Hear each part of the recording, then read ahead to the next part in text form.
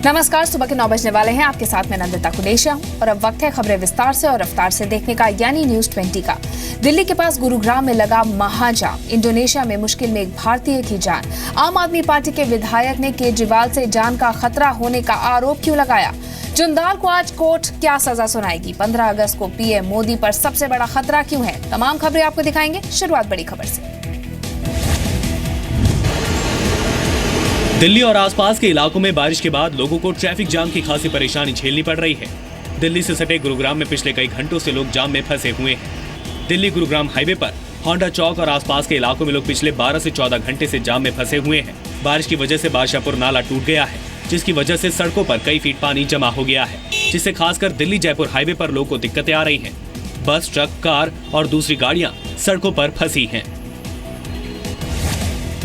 Indonesia में drugs से जुड़े अपराध के मामले में दोषी ठहराए गए भारतीय नागरिक गुरदीप की सजा को लेकर अब तक सस्पेंस बना हुआ है।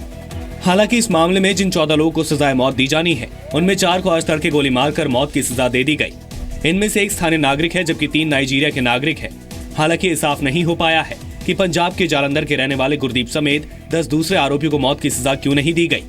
इससे पहले कल विदेश मंत्री सुषमा स्वराज ने गुरदीप के परिवार से फोन पर बात की और उन्हें भरोसा दिलाया कि वो गुरदीप को बचाने के लिए अपनी तरफ से पूरी कोशिश करेंगी।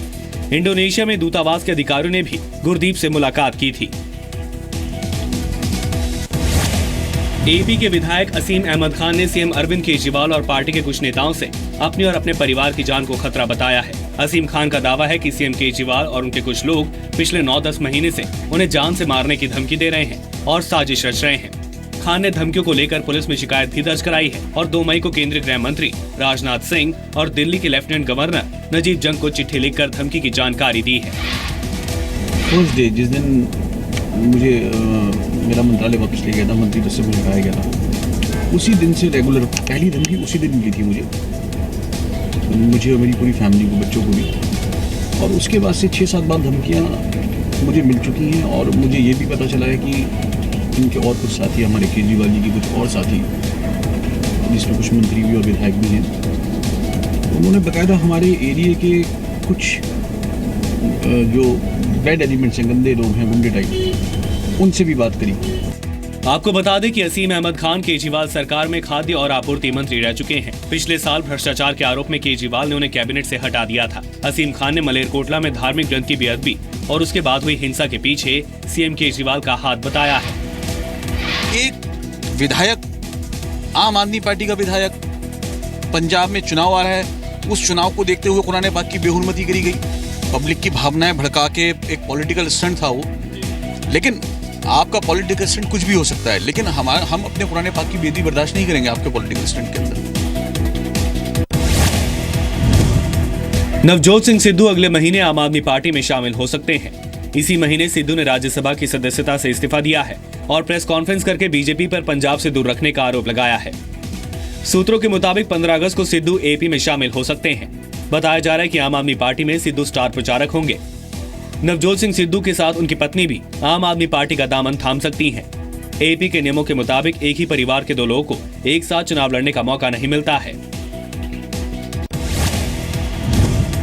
संसद वीडियोग्राफी मामले में आम आदमी पार्टी के सांसद भगवंत मान ने बिना शर्त माफी मांगी है। जांच कमेटी को भेजे 5 पन्नों के अपने जवाब में मान ने कहा कि मैंने कोई गलती नहीं की है, फिर भी अगर आपको मेरी गलती लगती है तो मैं बिना शर्त माफी मांगता हूँ। माफी तो मैं पहले दिन ही, जिस दिन ये मामला उठा था, मैं मैडम स्पीकर को लिखती रूप में माफी मांग चुका था, लेकिन उन्होंने मेरी माफी को काफी नहीं जाना, इसलिए कमेटी गठित कर दी। तो मैंने आज उसके रीजन दिए हैं और मैं अभी जाके पर्सनली भी मैं ये बताऊंगा। भगवंत मान ने घर से लेकर संसद में एंट्री का एक वीडियो बनाकर सोशल साइट पर अपलोड किया था, जिस पर कार्रवाई करते हुए लोकसभा स्पीकर सुमित्रा महाजन ने उन्हें 3 अगस्त तक संसद नहीं आने का आदेश दिया था। स्पीकर ने किरीट सोमैया की अगुवाई में एक जांच कमेटी का गठन भी किया है, जो 3 अगस्त को अपनी रिपोर्ट सौंपेगी। गुरुवार को भगवंत मान जांच कमेटी के सामने पेश हुए। सोमवार 3 बजे भगवंत मान को एक बार फिर से जांच कमेटी के सामने पेश होना है। औरंगाबाद आर्म्स केस में स्पेशल मकूका कोर्ट 10 साल के बाद आज सजा सुनाएगी।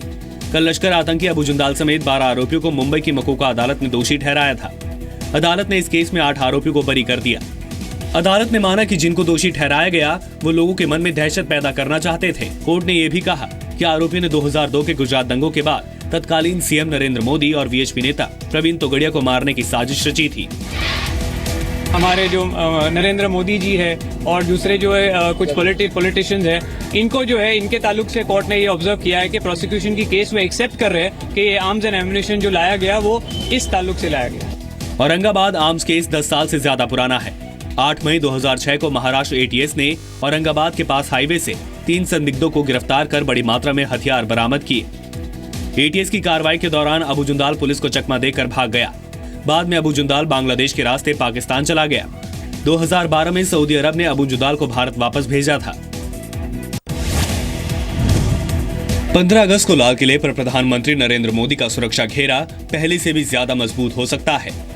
इस बार भाषण देते वक्त पीएम मोदी के ऊपर बुलेट प्रूफ छतरी लगाई जा सकती है। इंटेलिजेंस ब्यूरो और एसपीजी ने पीएम मोदी पर खतरे को इस बार सबसे ज्यादा बताया है। सूत्रों के मुताबिक आशंका है कि पीएम मोदी को ड्रोन से निशाना बनाया जा सकता है। प्रधानमंत्री ने 2014 और 2015 दोनों साल बिना बुलेट प्रूफ शीशे के लाल किले से भाषण दिया है। कश्मीर के नौगाम में जिंदा पकड़े गए आतंकवादी ने पाकिस्तान की पोल खोल दी है।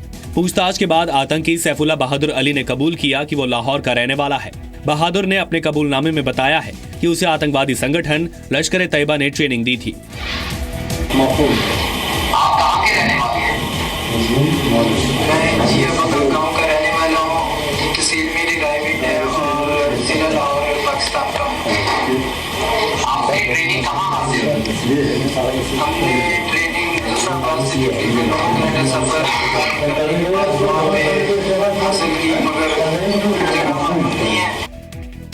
सूत्रों के मुताबिक आतंकी बहादुर ने करीब 1 महीना पहले भारत में घुसपैठ की थी।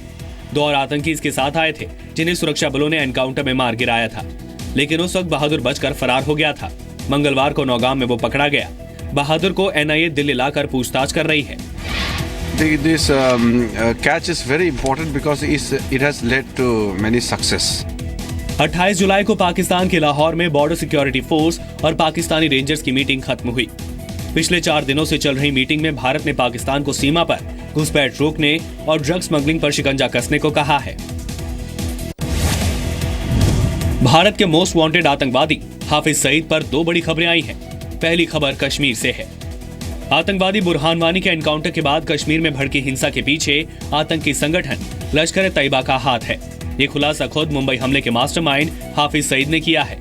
पाकिस्तान के फैसलाबाद की रैली में हाफिज सईद ने यह भी माना कि त्राल में बुरहान वानी की शव यात्रा की अगुवाई लश्कर कमांडर कर रहा था। तो जानते आप कौन है वो जिसको कश्मीरियों ने अपने कंधों पर उठाया हुआ है और वो क़यादत कर रहा है? वो लश्कर ए तैयबा का अमीर है। वो लश्कर ए तैयबा का अमीर है। आतंकी हाफिज के खुलासे पर सरकार ने कहा कि उसे इस बात की जानकारी थी कि बुरहान के जनाजे में लश्कर ए तैयबा का कमांडर मौजूद था। वो तो पता है किस तरीके से आप देख रहे हैं। वो बयान देने का क्या, हम लोगों को पता है। वो हाफिज पर दूसरी बड़ी खबर है उसके आईएसआईएस में शामिल होने की। अब अफगानिस्तान में आईएसआईएस के हमलों की अगुवाई हाफिज सईद ही कर रहा है। अमेरिका के radio channel voice of America ने अफगानिस्तान के रक्षा मंत्रालय के हवाले से यह खबर दी है। अफगान रक्षा मंत्रालय ने अफगानिस्तान, पाकिस्तान और नाटो अधिकारियों की उच्च स्तरीय बैठक में खुलासा किया है। आईएसआईएस आतंकियों ने अफगानिस्तान में हमले तेज कर दिए हैं। शनिवार को शिया हजरा समुदाय के एक प्रदर्शन के दौरान आत्मघाती हमले में 80 लोगों की मौत हो गई थी, जबकि 200 से ज्यादा घायल हो गए थे।